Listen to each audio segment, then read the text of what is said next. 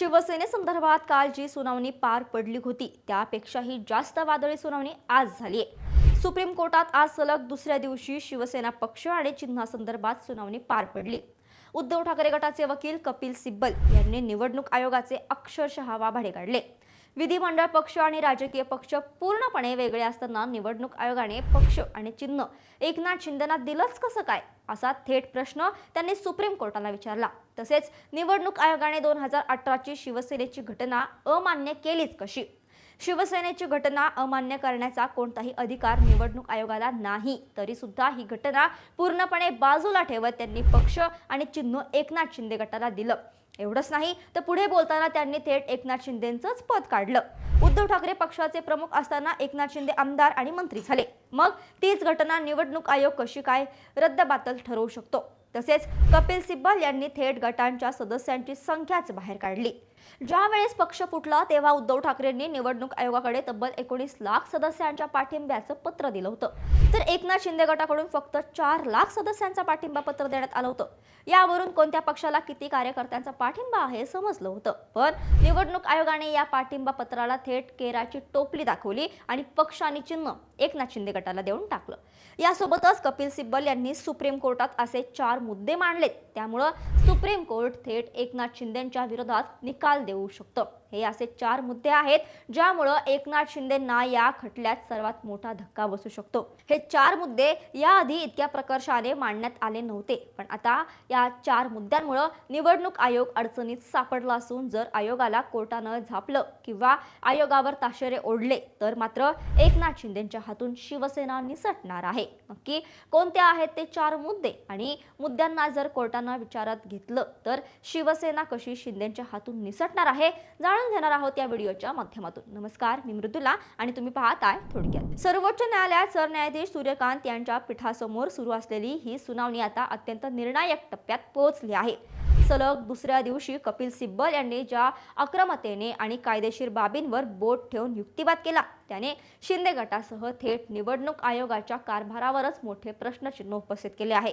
ठाकरे गटाच्या वतीने सिब्बल यांनी कोर्टात मांडलेले ते 4 प्रमुख गेम चेंजर मुद्दे ज्यामुळे सुप्रीम कोर्टाचा निकाल शिंदे गटाच्या पूर्णपणे विरोधात जाऊ शकतो। यातील पहिला अत्यंत महत्त्वाचा मुद्दा म्हणजे घटनेच्या 10व्या अनुसूचीनुसार विधिमंडळ पक्ष आणि राजकीय पक्ष हे 2 पूर्णपणे वेगळे घटक आहेत।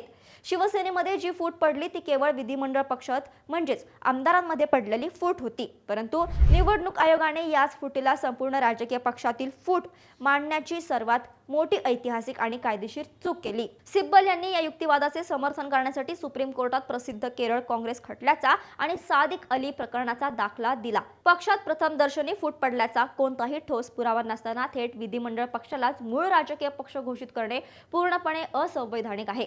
सिब्बल यांनी यापूर्वीच्या घटनापीठाच्या सुभाष देसाई प्रकरणातील ऐतिहासिक निकालाची आठवण करून दिली। त्या निकालात सर्वोच्च न्यायालयाने स्पष्टपणे म्हटलं होतं की विधिमंडळ पक्षातील कोणताही गट स्वतःच्या मर्जीने गटनेता किंवा व्हीप बदलू शकत नाही। असे असतानाही 21 जून रोजी उद्धव ठाकरे यांनी पक्षप्रमुख म्हणून शिंदे यांना गटनेतेपदावरून हटवून अजय चौधरी यांची केलेली नियुक्तीच पूर्णपणे वैध होती, कारण पक्षप्रमुखांना तो घटनात्मक अधिकार आहे। त्यानंतर सिब्बल यांनी विधानसभा अध्यक्ष राहुल नार्वेकर यांच्या भूमिकेवर जोरदार हल्ला चढवला। नवीन अध्यक्ष म्हणून निवडून आल्यानंतर राहुल नार्वेकर यांनी सर्व कायदेशीर संकेत, पक्ष घटना आणि न्यायालयाचे नियम धाब्यावर बसून शिंदे यांनी नेमलेल्या गटनेत्याला आणि भरत गोगावले यांच्या व्हीपला घाईघाईने मान्यता दिली। अध्यक्षांचा हा निर्णय पूर्णपणे पक्षपाती आणि बेकायदेशीर होता हे सिब्बल यांनी पुराव्यानिशी सिद्ध करण्याचा प्रयत्न केला। दुसरा महत्त्वाचा मुद्दा म्हणजे निवडणूक आयोगाने 17 फेब्रुवारी 2023 रोजी निकाल देताना शिवसेनेची 2018 ची घटना अमान्य केली होती। यावर सिब्बल यांनी आयोगाच्या अधिकारांवरच थेट प्रश्न उपस्थित केले। दिल्ली उच्च न्यायालयाच्या निकालाचा दाखला देत सिब्बल म्हणाले, निवडणूक आयोगाकडे कोणताही न्यायिक किंवा निर्णयात्मक अधिकार नाही। आयोगाला जास्तीत जास्त कायदेशीर मान्यता रद्द करण्याचा अधिकार आहे। सुनावणी दरम्यान दोनही ठाकरे आणि शिंदे गटांनी 2018 च्या घटनेचा संदर्भ दिला होता। ठाकरे आणि शिंदे दोघेही ज्या घटनेनुसार पक्षाचे काम पाहत होते तीच घटना बाजूला ठेवून आयोगाने स्वतःचे अधिकार क्षेत्र गृहीत धरले। ज्या घटनेच्या आधारे एकनाथ शिंदे आमदार आणि मंत्री झाले त्याच घटनेला ते किंवा आयोग कशी काय नाकारू शकतात असा सवाल सिब्बल यांनी कोर्टाला विचारला। तिसरा मुद्दा म्हणजे शिंदे गटाने दावा केला होता की त्यांच्याकडे पक्षातील बहुमत आहे. मात्र सिब्बल यांनी सुप्रीम कोर्टासमोर कागदपत्रांसह आकडेवारी मांडत हा दावा पार उघडा पाडला.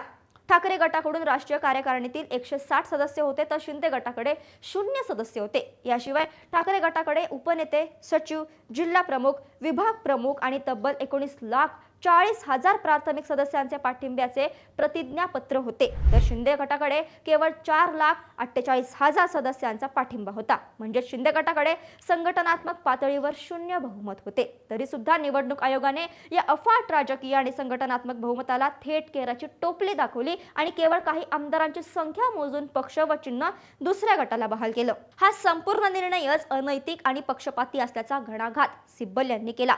चौथा आणि अत्यंत गंभीर मुद्दा म्हणजे शिंदे गटाने पक्षाच्या घटनेत केलेला बेकायदेशीर फेरफार आणि सत्तेचा गैरवापर.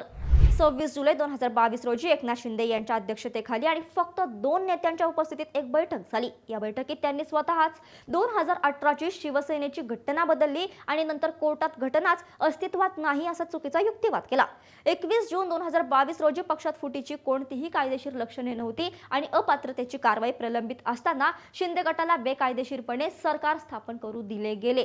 सिब्बल म्हणाले की सत्ता ही चुंबकासारखी असते, ती विस्कळीत लोकांना आपल्याकडे आकर्षित करते. सत्ता हातात आल्यामुळे शिंदे गटातील आमदारांची संख्या 31 वरून 39 झाली आणि ती पुढे 56 वर पोहोचली.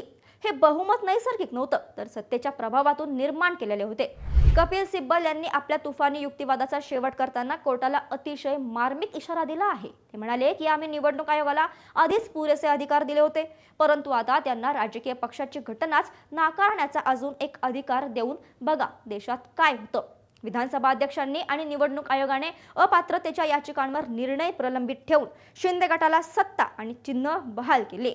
सुप्रीम कोर्टाने कपिल सिब्बल यांनी मांडलेल्या या 4 घटनात्मक मुद्द्यांची नोंद घेतली. विशेषतः विधिमंडळ पक्ष आणि राजकीय पक्षातील फरक आणि निवडणूक आयोगाचे मर्यादित अधिकार क्षेत्र. तर निवडणूक आयोगाचा 17 फेब्रुवारी 2023चा निर्णय रद्दबातल ठरू शकतो आणि जर निवडणूक आयोगाचा तो निर्णय सुप्रीम कोर्टाने फिरवला तर धनुष्यबाण हे चिन्ह आणि शिवसेना हे नाव एकनाथ शिंदेच्या हातून निसटून पुन्हा मूळ शिवसेनेकडे म्हणजेच उद्धव ठाकरेंकडे जाण्याची पूर्ण शक्यता निर्माण झाली आहे. आता या संपूर्ण सुनावणीवर आणि सिब्बल यांच्या युक्तिवादावर सर्वोच्च न्यायालय काय अंतिम निकाल देणार याकडे संपूर्ण देशाचं लक्ष लागलं आहे. या संपूर्ण युक्तिवादाबद्दल तुम्हाला काय वाटतं? कपिल सिब्बल यांचे हे 4 मुद्दे सुप्रीम कोर्ट ग्राह्य धरेल की नाही? अंतिम सुनावणीत शिवसेना नक्की कोणाला मिळेल? उद्धव ठाकरे की एकनाथ शिंदे? तुमचं मत आम्हाला कमेंट्समध्ये नक्की सांगा आणि अशाच अपडेटसाठी थोडक्यातला फॉलो आणि सबस्क्राईब करायला विसरू नका.